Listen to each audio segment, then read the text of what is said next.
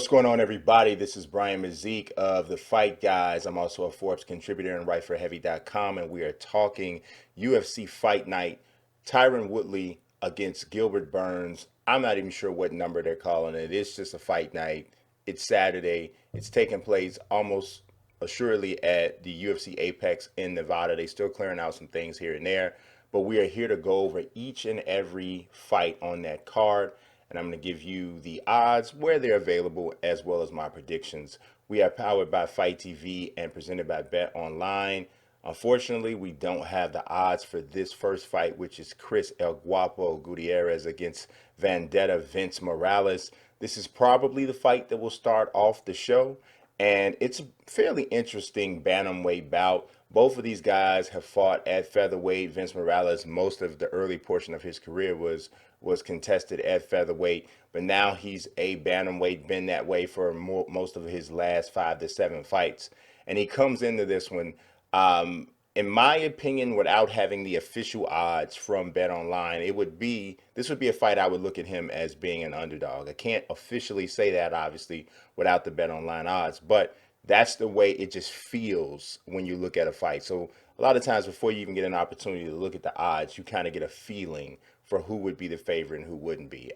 Chris Gutierrez has had a little bit more, what I would say is noteworthy fights in the UFC against some, I would say, a little bit better competition. The highlight of Vince Morales' competition came against Benito Lopez. That was a fight that he lost.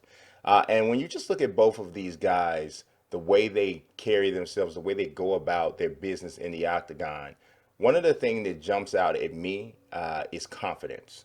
Chris Gutierrez is a far more confident fighter in the octagon. And that's something that makes a lot of difference, especially when you're looking at dudes who might have similar skill sets, similar records, even though Chris Gutierrez is a little bit better.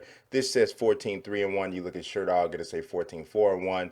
Vince Morales says 9-4 on Sherdog. It's saying 9-5 here on UFC. There's always a slight discrepancy when it comes to the ratings.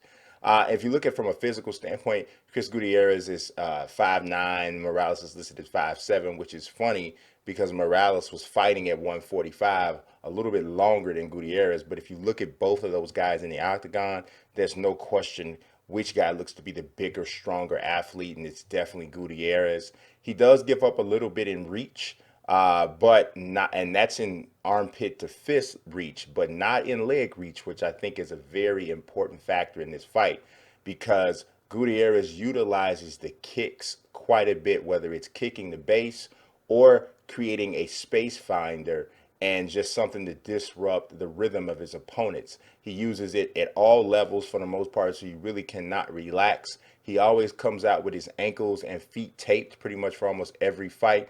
And it's almost an indication that, to let you know I'm going to be kicking quite a bit and I want as much padding around that ankle area as possible. So he does utilize a lot of movement, but don't take the movement necessarily to mean that there won't be any action because he usually does get into it, even though he uses a lot of movement early on in the fight.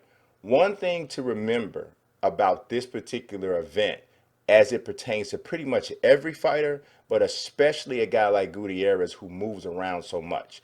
The UFC is using a 25-foot octagon for these events and most of the ones moving forward that are going to be at the Apex. And that's in contrast to the 30-foot octagon that they normally use. So what does that mean? Generally, a smaller octagon equals more action, potentially more finishes. So it'll be interesting to see how less real estate impacts a guy like Gutierrez who moves around a lot. He does not like to fight with his back off the cage.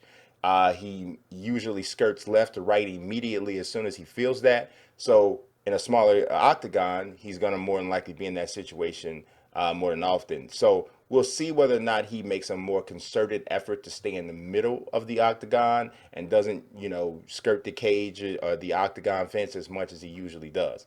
Now, I would think that would be a bigger issue if he was fighting a guy with more striking power and prowess, which that's not who Vince Morales really is. Morales is kind of a grinder, a volume striking kind of a guy. But from what I've noticed when watching his fights, especially against Benito Lopez, it just seemed like he struggled to get off. Seemed like he struggled to be first. Seemed like he struggled to initiate any real significant opportunities to score against his opponents. And I can see Gutierrez just literally outworking him from distance here.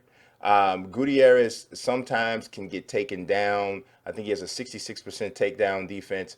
But when he has been taken down, it's generally come against guys who I think are better from a grappling, takedown, wrestling, and Brazilian Jiu-Jitsu standpoint than what Morales is going to bring in here. So I heavily favor Chris Gutierrez in this fight.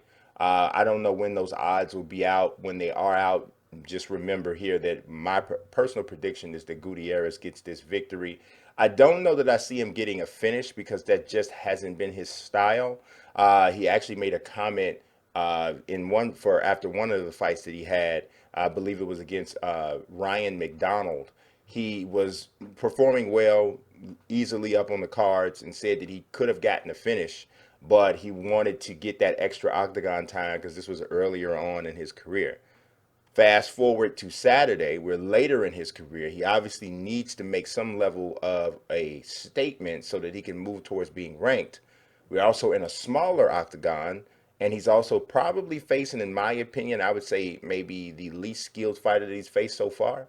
Maybe this is the perfect chance for him to turn up the heat and turn up the action and to look for a stoppage. So I'm not saying that it's out of the realm of possibility because I just laid down, the groundwork for how he could get a stoppage. But I'm still going to go safe here, and I'm going to say Chris Gutierrez wins this by unanimous decision. I do think it'll be somewhat lopsided, so you could see a second or third round stoppage. But either way, I like Gutierrez to win this fight. Now, if you want to see the remainder of my picks for all of the fights on this card, make sure you click that link up in the upper right corner of the screen. It shows at the beginning of the video, and it'll show you an entire list of all of the fights that I have predicted, and then the odds for those fights for this particular card. So, as always, I appreciate you watching. God bless and peace.